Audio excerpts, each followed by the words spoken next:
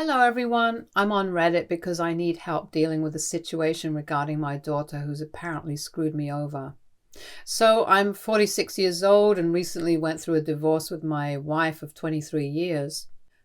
My wife, Lydia, 44, female, was my girlfriend from college who I went on to marry after we graduated. We have a daughter together as well, Erica, who recently turned 21. I was the one who initiated the divorce after I found out that Lydia had been cheating on me with her boss, Alan. I came across some texts on her phone by accident, and when I confronted her about it, she didn't even try to deny it. She confessed that it had been going on for quite some time, and she'd been planning on letting me know because she'd fallen for her boss and couldn't be with me anymore. She moved out after she confessed, and I filed for divorce the next day. Almost 8 months have passed since that day, and a couple of weeks ago the divorce finally came through.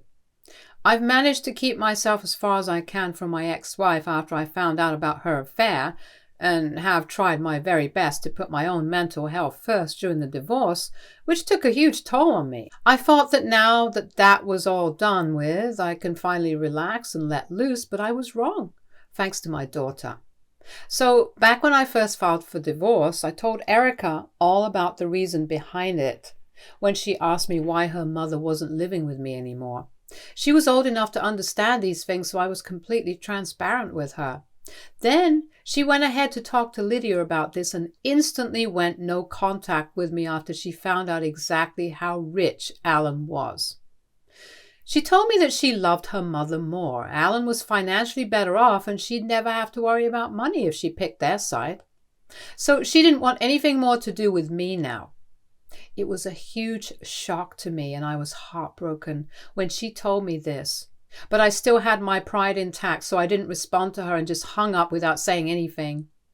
I didn't expect to hear from her after that, but exactly a month later, she turned up at my doorstep and begged me to take her in. She'd graduated just a couple of weeks before that, but she hadn't even invited me to the ceremony, and neither had she spoken to me for a month, so I was very miffed with her and wasn't inclined to take her in at all.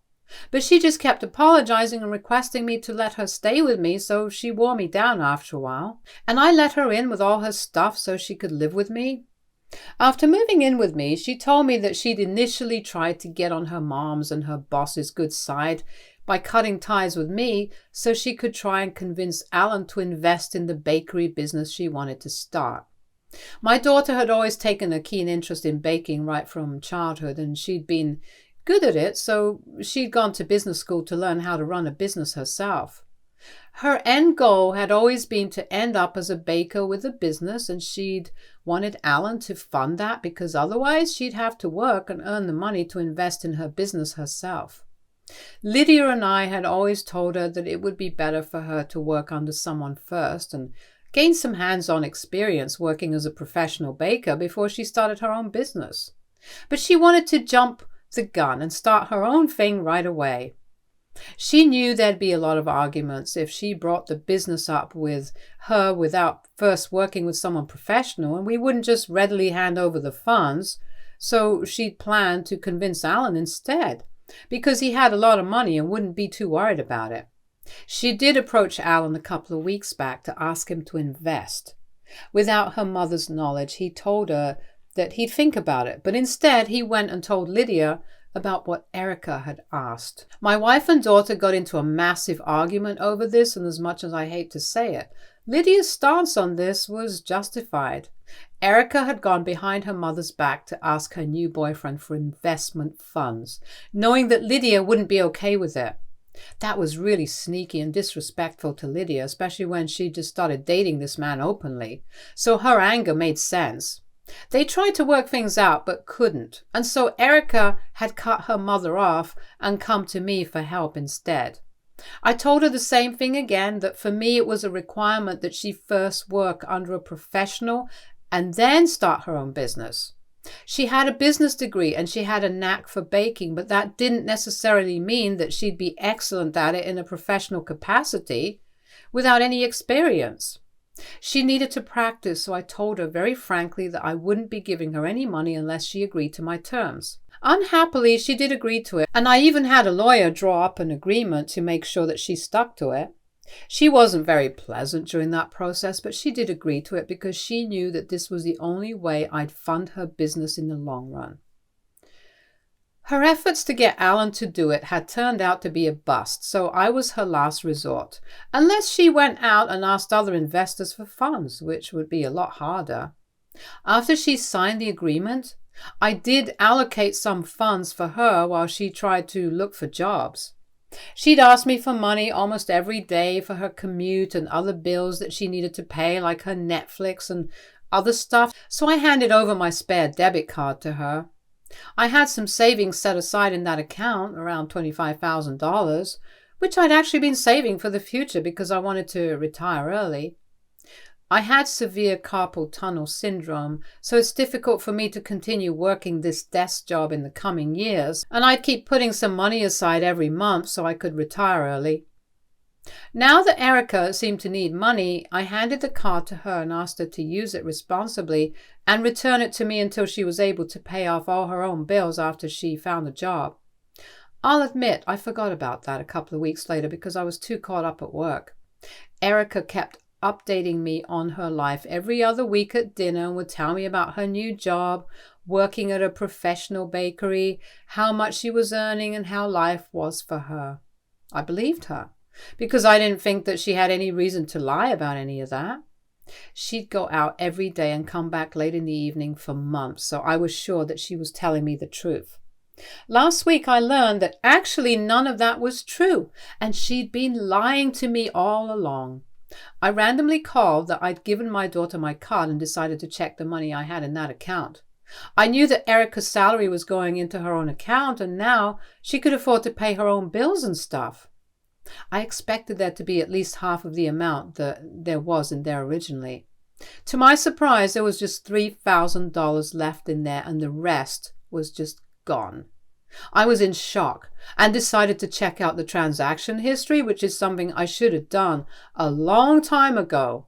And then I would have realized that Erica had disregarded everything I'd asked of her and started her own business anyway. She'd rented a store in the most happening part of the city, which meant higher rent, and had used my money to fund her business, which was a clear breach of the agreement that she'd signed. She'd been running the store for the past couple of months and had also been using my card for all other expenses too. She didn't have to pay rent because she lived with me, but she did go out with her friends, party, and paid for it all with my card for the last few months. I was horrified to find all of this out in one sitting just because I'd randomly decided to check what she'd been up to with my card, and I immediately called her up and told her that she needed to get back home right away. She came back home within an hour, and when I demanded an explanation, she told me that she just couldn't wait to have her own business. She knew she'd promised me something, but she didn't want to wait around and work under others when she knew she was capable of making the business work for herself. I asked her where exactly she'd blown all my money, and while she was speaking quite confidently before that, as soon as I asked her, she started getting flustered. Apparently her business hadn't been doing so well. No surprise there. And she'd been struggling to pay rent for her store, buy her ingredients and other things that she needed, pay her bills for the store and stuff. So she'd been using her own money plus my money, and that's where she'd spent it all. I was furious and told her that she needed to shut her business down within this week and get me my money back, but she argued with me and told me that she wasn't going to do it because she'd worked hard for it and she just needed some time to get used to the pressure of running a small business all on her own. She said that I needed to support her, but I was not interested in getting a lesson on parenting from her at the time, so I continued to fight with her. And after some time, she just burst into tears and told me that she'd be better off with her mother because at least she was more forgiving and had asked her to come back several times even after the incident with Alan. She threatened to leave, and I asked her to be my guest. So she packed her stuff up and left that day, just a week after my divorce was finalized. I was already very stressed out and had spent a lot of money on my lawyer. And then, to add to this, Erica had spent a significant amount of the funds I'd been keeping aside for my own future so I could retire early. I was really annoyed and decided to sue her because she'd breached the agreement that we'd had, and she'd only get to use the funds if she worked under a professional first. So I decided to go up against her and sue Erica to get my money back a few days after she left, and 2 days back after she was served, I received a very angry phone call from Lydia. I hadn't expected us to be back in touch so soon after the divorce, but yet here we are. She was angry that I was suing Erica and brought up the same bullcrap that most guilty people say, that I should be ashamed of myself because I'm going against my own daughter. I told her to stay out of this and hung up, but she's been texting me consistently to remind me that I'm being a terrible dad right now. I know that what I'm doing is acceptable legally, but I think Lydia's texts have been getting to me because now I actually do think I might be taking things too far. I'm usually not a very confrontational person, but I really have been looking forward to retiring early. And now I'll have to continue working for God knows how many more years, all because Erica screwed up. I don't know if I'm the bad guy here or if it's just Erica and Lydia trying to make me feel like one. So I take back the lawsuit. AITA for suing my own daughter after she used my retirement funds to start her bakery when I'd asked her not to? Update 1. Hey everyone, so thanks for the overwhelming response and all the support that you guys have shown to me. It means a lot to me, so thanks for that. Coming to what's going on with me and my family, things have been bad. I've blocked Lydia, but I haven't blocked Erica. So now she's the one who's sending me texts every day to guilt trip me and make me feel bad for just standing up for myself. I'm just kicking myself for not checking my balance earlier. Maybe I would have discovered Erica's lies a long time back, but I was so caught up with my job that I didn't even stop to think about the possibility of her being dishonest with me. I feel like I failed as a father because Erica has turned out to be a liar and a greedy brat. I don't know, it just sucks the way she's been trying to gaslight me and emotionally manipulate me. It's not helping my mental state either. I was just getting over the divorce, but now I have to deal with this too. It's exhausting, and I've told her that she can either respond to me legally or she can leave me alone altogether, but she's not supposed to do this to me. It's just not right. It hasn't helped though, and she just keeps finding ways to make me feel like crap about wanting to look out for my own interests. Just yesterday, she sent me a message saying that she'd ended the lease on the store she'd rented and would soon move out. She asked me if I was happy about it, which is just so manipulative because she's making me feel like this is my fault somehow, and I know it isn't. Her mother is another troublesome element who keeps making cryptic posts about me, and it always finds its way to me, either through friends who want to make fun of her or through nosy relatives who want to gossip about this. Either way, it's just annoying beyond a certain point. Update 2. So almost a week has passed and Erica has responded to the lawsuit. I demanded that she pay back the entire amount that she'd taken, but her lawyer wants to negotiate and bring the amount down to $10,000. I didn't know why she thought that it was a fair deal, because clearly even the $10,000 that she's willing to pay now is all thanks to Alan. So why not just go ahead and pay off the entire amount? Doesn't make sense to me, but it's fine. We'll just duke it out in the negotiations. I don't want to take this to court, but if we're not able to come to a common conclusion, then that's what's going to happen anyway. So I'll try my best along with my lawyer to reach a common ground with her, but it seems unlikely that she'll be willing to budge, given her attitude towards me in the past couple of days. She's taken a leaf out of her mother's book and has blocked me, so she can now post on social media about what a terrible dad I am. I've told all my friends and family that I don't want to hear or see what they post about me because it's just irrelevant. But they still keep sending me stuff that Erica posts about me. Mostly pictures with my face scribbled out and just her mother with captions like, "My only family," emphasis on only. Or quotes that talk about absent fathers and stuff, which is all a load of complete baloney. But she wants the sympathy and attention right now, so what better way than making me look like the bad guy? I don't think it's fair to paint me in this light, but I realize that most of the things that Lydia and Erica do aren't very fair anyway. So I'd better just get used to it by now. My attorney has told me that we don't need to worry about the negotiations and the settlement because he thinks he'll be able to convince Erica But that's not even my biggest concern. I'm just worried that I might fall emotionally weak and end up giving in to her terms and conditions. During the divorce, it was still easier because Lydia had cheated on me and had screwed me over badly, so I could bring myself to hate her without batting an eye. But here, it was different. This was my little girl that we're talking about here, and it wouldn't be as easy as it had been with Lydia. Erica was my daughter, and I don't think any father in my position would have found it easy to come after their own kin to protect their own interests. I feel selfish, but even though she's my daughter, Erica has been greedy and untrustworthy so deep down. I know this is the right thing to do. I have to do this, and I must do this. All I want is the mental strength to put myself through this once more, just one last time. Update 3. Hey guys, so there are just 2 days to go before I meet Erica and her lawyer for the commencement of the negotiation process. And today, literally out of nowhere, Lydia and Alan paid me a visit. It's almost midnight right now, and they visited me around 5:15, which is the time I get home from work usually. Lydia and Alan were actually waiting for me when I came back home, and I was quite surprised to see them, but didn't let it show on my face and pretended to be composed. I didn't want to invite them in, but Alan said that they had really something private to discuss with me, and so I had to bring them in. It wasn't the most normal sight for me to have my ex-wife and her new guy sitting in my living room, but that's how it was. I waited for them to get to the point, but Alan kept trying to make small talk with me. He actually seemed like a decent guy, barring all the having an affair with someone's wife. Eventually, I got tired of talking about irrelevant things and told them to just get to the point. So they did, and told me that it was Alan who was taking the fall for Erica's lapse in judgment. And so he was paying me the money, which is something I already knew, but what I didn't know was that Alan had kids of his own too, who he had to look out for. His son was about to start college, and his older daughter was going to get married the next year, so he had other financial concerns too, and couldn't just pay off $25,000 like that.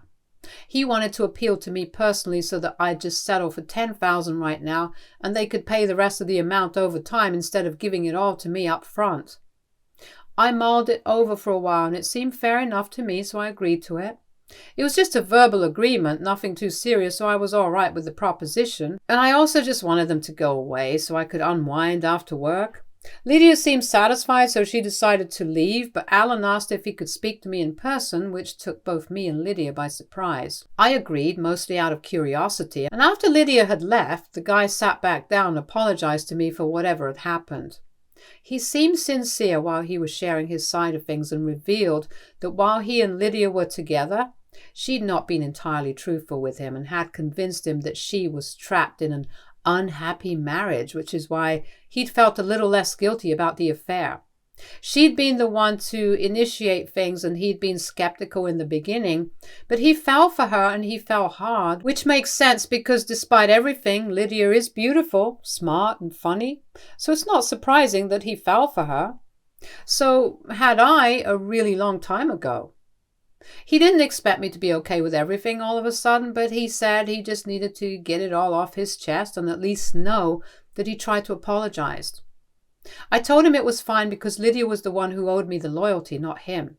He left after his apology, and I've been thinking about it all since then.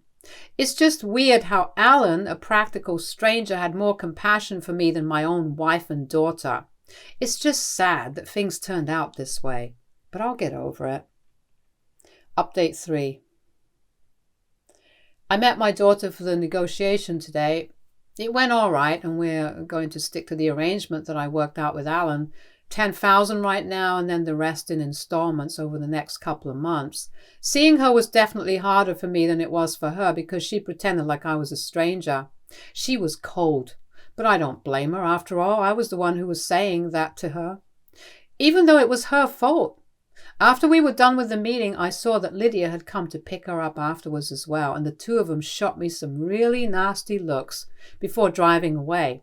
I wanted to stop them and give them a piece of my mind, but it just wasn't worth it. Later, when I came back home, I expected things to be over once and for all, but unfortunately, Erica still was holding my lawsuit against me, even though she literally created this situation herself. She unblocked me and texted me saying that she was very relieved that things were finally done and that she'd never have to see me again because apparently I'd been a terrible dad and a failure as a parent. And a husband. I'm sure Lydia loved that Erica had added that bit, even though I'd done my best to be a good husband and a good father. She added that I'd ruined her business dreams once, but now that Alan was a part of her life, she wouldn't have to worry about her future anymore because now a better and richer man was her dad. Alan and Lydia aren't married yet, so I don't know what she's on about also. She's an adult, so it's not like there's any surety of him always taking the fall for her like he did in this case. Even that was definitely just because he wanted to impress Lydia, not because he thought of Erica as his own daughter or whatever. It was a hate-fueled rant, but I tried not to let myself get too affected by it and just blocked her. Now, I'm just going to work and travel and live the life I want.